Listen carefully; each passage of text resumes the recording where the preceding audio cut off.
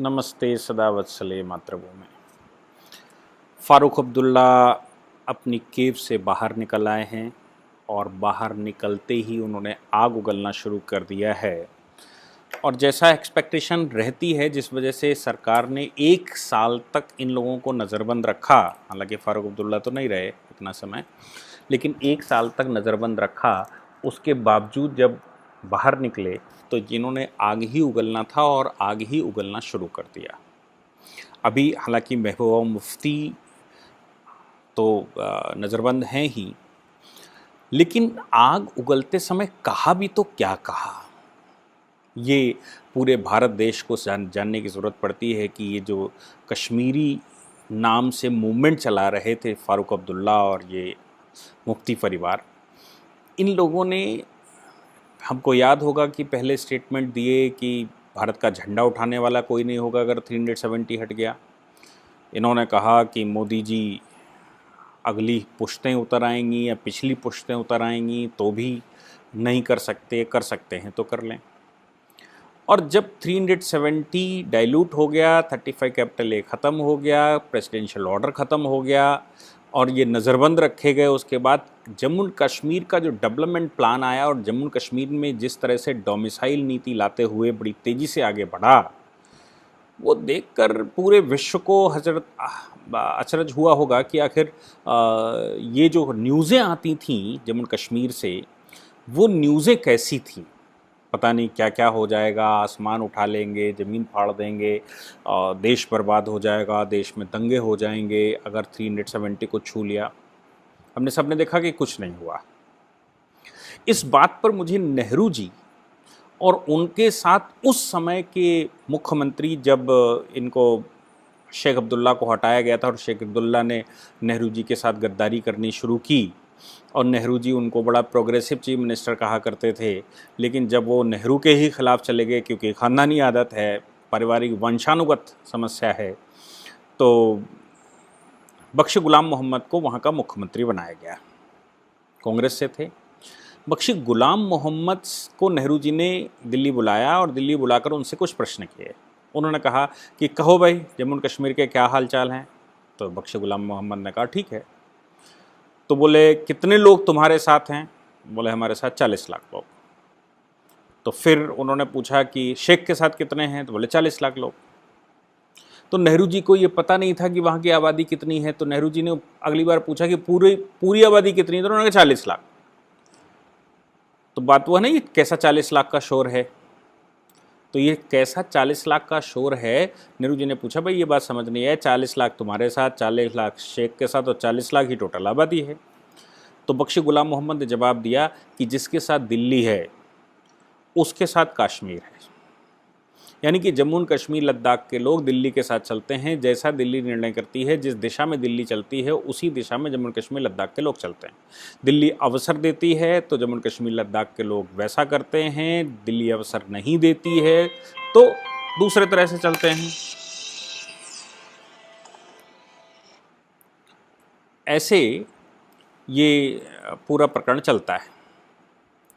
अब बख्शी गुलाम मोहम्मद ने अपनी बात कही तो नेहरू जी को ये समझ में आ गया कि सब कुछ निर्णय दिल्ली से होना है, दिल्ली तय करती है कि वहाँ की पॉलिटिक्स कैसी होगी। ये बात मुझे आज भी समझ में आती है।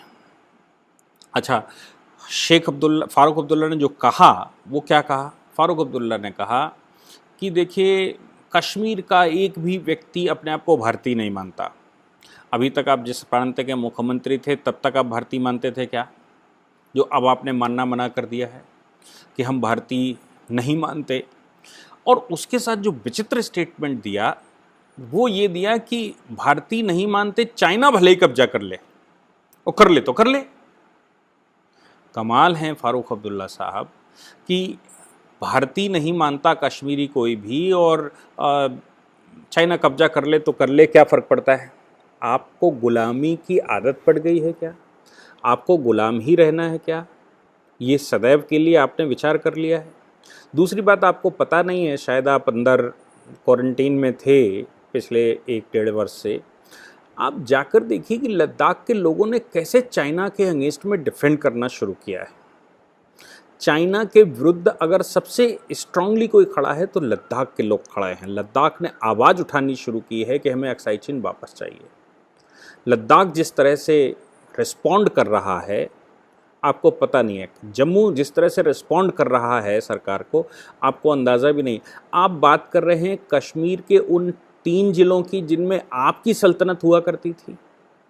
हालांकि वो भी अब रिस्पॉन्ड आपके फेवर में नहीं कर रहे हैं और वो सब यही कह रहे हैं कि जो हुआ सो अच्छा हुआ। पंचायत चुनाव आपने ध्यान नहीं दिया कि वहाँ पर पंचायत चुनाव हुआ है, और पंचायत चुनाव के जो सदस्य जीत कर आए हैं वो किस प्रकार से भारत के लिए रिस्पॉन्ड कर रहे हैं, देश को किस प्रकार से अप्रिशिएट कर रहे हैं, मोदी सरकार को किस प्रकार अप्रिशिएट कर रहे हैं। और जो इंडेक्स जम्मू एंड कश्मीर लद्दाख के बढ़े हैं, ह्यूमन डिग्निटी के इंडेक्स हों, ह्यूमन राइट्स के इंडेक्स हों, डेवलपमेंट के इंडेक्स हों, कम्युनिकेशन के इंडेक्स हों या ट्रांसपोर्टेशन के इंडेक्स हों, वो आपने ध्यान नहीं दिया कि पिछले 1 वर्ष में किस प्रकार से जम्मू एंड कश्मीर उभर कर बाहर आ गया है और अब फ्रंट से खेलने लगा है। अब वो बैकफुट पर नहीं खेलता।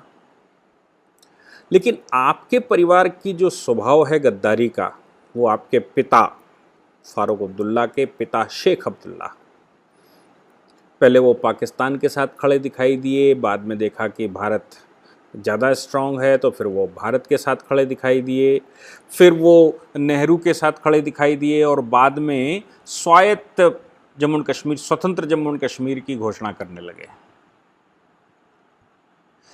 जेल में रहने वाला व्यक्ति जिसको महाराजा ने जेल में भेजा था, जेल से उस व्यक्ति को निकाला गया था और जेल से उस व्यक्ति को निकाला नेहरू जी ने और उस व्यक्ति को मुख्यमंत्री बनाया, प्रधानमंत्री कहते थे उस समय, प्रधानमंत्री बनाया। महाराजा ने सेक्रीफाइस किया क्योंकि नेहरू जी एक्सेशन करने को तब तक तैयार नहीं थे जब तक शेख को स्वतंत्र करने को महाराजा तैयार नहीं थे।